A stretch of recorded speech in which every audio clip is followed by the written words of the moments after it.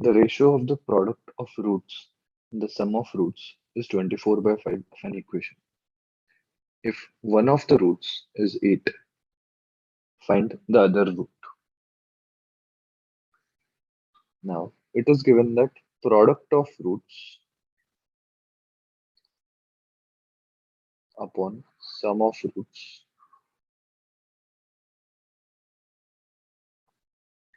is equal to 24 upon 5.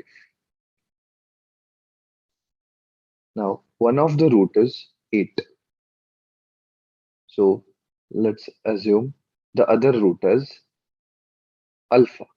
So, we have the roots as 8 and alpha.